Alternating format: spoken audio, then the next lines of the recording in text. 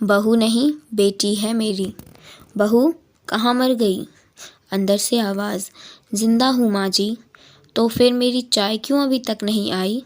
कब से पूजा करके बैठी हूँ। ला रही हूँ माँ जी। बहू चाय के साथ भजिया भी ले आई। सास ने कहा, तेल खिलाकर क्या मारेगी? बहू ने कहा, ठीक है माँ जी, ले जाती हूँ। सास ने कहा, रहने दे, अब बना दिया है तो खा लेती हूँ। सास ने भजिया उठाई और कहा, कितनी गंदी भजिया बनाई है तुमने। बहू, माँ जी मुझे कपड़े धोने हैं, मैं जाती हूँ। बहू दरवाजे के पास छिप कर खड़ी हो गई। सास भजिया पर टूट पड़ी और पूरी भजिया ख़त्म कर कर दी। बहू मुस्कुराई और काम में लग गई।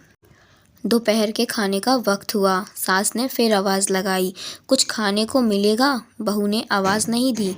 सास फिर चिल्लाई, भूखे मारोगी क्या? बहू आई, सामने खिचड़ी रख दी। सास गुस्से से, ये क्या है? मुझे ये इससे नहीं खाना, इसे ले जाओ। बहू ने कहा, आपको डॉक्टर ने दिन में खिचड़ी खाने को कहा है, खाना तो पड़ेगा ही।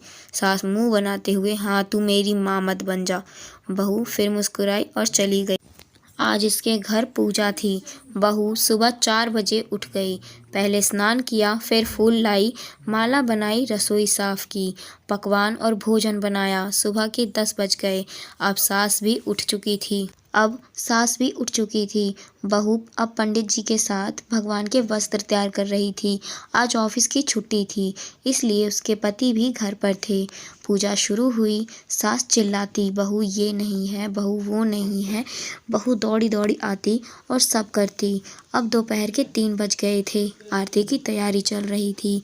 पंडित जी ने सबको आरती के लिए बुलाया और सबके हाथों में थाली दी।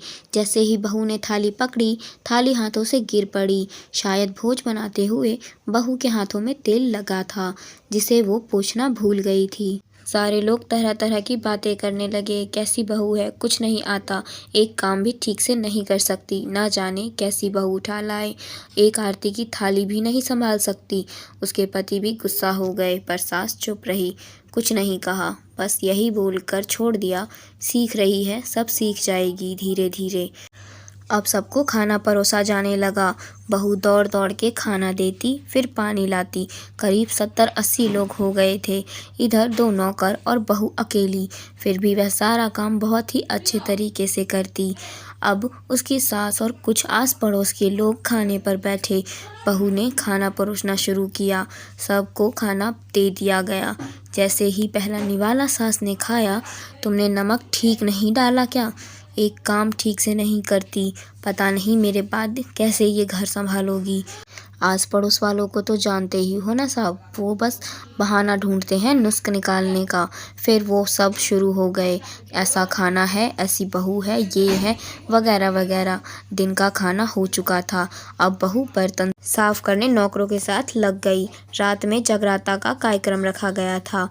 बहू ने भी 1-2 गीत गाने के लिए स्टेज पर चढ़ी। सास जोर से चिल्लाई, मेरी नाक मत कटा देना, गाना नहीं आता तो मत गा, वापस आ जा। बहू मुस्कुराई और गाने लगी। सबने उसके गाने की तारीफ की, पर सास मुंह फुलाते हुए बोली, इससे अच्छा तो मैं गा लेती थी जवानी में, तुझे कुछ भी नहीं आता। बहू मुस्कुराई और चली गई। अब रात का खाना खिलाया जा रहा था। उसके पति के ऑफिस के कुछ दोस्त साइड में ही ड्रिंक करने लगे। उसका पति चिल्लाता, थोड़ा बर्फ लाओ, तो सास चिल्लाती, यहाँ दाल नहीं है। फिर चिल्लाता, कोल्ड ड्रिंक नहीं है, पापड़ ले आओ। इधर उधर आखिर में उसके पति की शराब गिर पड़ी उसके एक दोस्त पर और बोतल टूट गई। पति गुस्से में 2 थप्पड़ अपनी पत्नी को लगाते हुए कहता है, जाहिल कहीं की, देखकर नहीं कर सकती, तुझे इतना भी काम नहीं आता। सारे लोग देखने लगे। उसकी पत्नी रोते हुए कमरे की तरफ दौड़ी। फिर उसके दोस्तों ने कहा कि क्या यार, मूड खराब कर दिया, यहाँ नहीं बुलाया होता, हम कहीं और पार्टी कर लेते।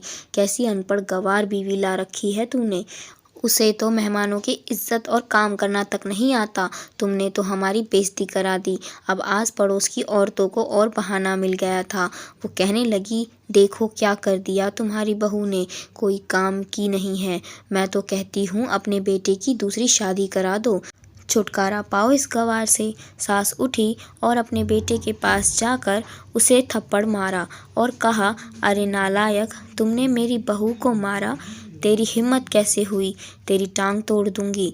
उसके बेटे के दोस्त कुछ कहने ही वाले थे कि उसकी माँ ने घूरते हुए कहा, चुप, बिल्कुल चुप, यहाँ दारू पीने आए हो, जबकि पता है आज पूजा है और तुम्हें पार्टी करनी है। कैसे संस्कार दिए हैं तुम्हारे माता पिता ने। और किसने मेरी बहू को जाहिल बोला, ज़रा इधर आओ, चप्पल से मारूंगी अगर मेरी बहू को किसी ने ये शब्द भी कहा तो। अरे पापी, तूने उस लड़की को बस इसलिए मारा कि तेरी शराब की बोतल टूट गई। पापी, वो बच्ची सुबह 4 बजे से उठी है, घर का सारा काम कर रही है, ना सुबह से नाश्ता किया ना दिन का खाना खाया, फिर भी हंसते हुए सबकी बातें सुनते हुए ताने सुनते हुए घर के काम में लगी रही। तेरे यार दोस्तों को वो अच्छी नहीं लगी, जूते से मारूंगी तेरे दोस्तों को जो कभी उन्होंने ऐसा कहा। उसके यार दोस्त चुपके से घिसक लिए। अब सास बहू के कमरे में गई और बहू का हाथ पकड़कर बाहर लाई। सबके सामने कहने लगी, किसने कहा था अपनी बहू को घर से निकाल के दूसरी बहू ले आना, ज़रा सामने आओ। कोई सामने नहीं आया। फिर सास ने कहा, तुम जानते भी हो क्या इस लड़की के बारे में। ये मेरी माँ भी है, मेरी बेटी भी। माँ इसलिए मुझे गलत काम करने पर डांटती है और बेटी इसलिए कभी कभी मेरी दिल की भावनाएं समझ जाती है। मेरी दिन रात सेवा करती है, मेरे 1000 ताने सुनती है, पर एक शब्द भी गलत नहीं कहती, ना सामने ना पीठ पीछे। और तुम कहते हो दूसरी बहू ले आऊं। याद है ना चुटकी की दादी, अपनी बहू की करतूत। सास ने गुस्से से पड़ोस की महिला को कहा, अभी पिछले हफ्ते ही तुम्हें मियाँ बीवी भूखे छोड़ घूमने चले गए थे। मेरी इसी बहू ने 7 दिनों तक तुम्हारे घर पर खाना पानी, यहाँ तक कि तुम्हारे पैर दबाने जाती थी, और तुम इसे जाहिल बोलती हो। अरे जाहिल तो तुम सब हो जो कोयले और हीरे में फ़र्क नहीं जानते। अगर आइंदा मेरी बहू के बारे में किसी ने एक लफ्ज़ भी बोला तो मुझसे बुरा कोई नहीं होगा, क्योंकि ये मेरी बहू नहीं, मेरी बेटी है। बहू सिसकियाँ लेते हुए फिर कमरे में चली गई। सास ने एक प्लेट उठाई और भोजन परोसा, बहू के कमरे में खुद ले गई। सास को भोजन लाते देखा तो बहू ने कहा, अरे माँ जी, आप ये क्या कर रही हो, मैं खुद ले लेती। सास ने प्यार से ताना मारते हुए कहा, डर मत, इसमें जहर नहीं है, मार नहीं डालूंगी तुझे। तुझे नई सास चाहिए होगी, पर मुझे अभी भी तू ही मेरे घर की बहू चाहिए। बहू ने अपनी सास को रोते हुए गले से लगा लिया।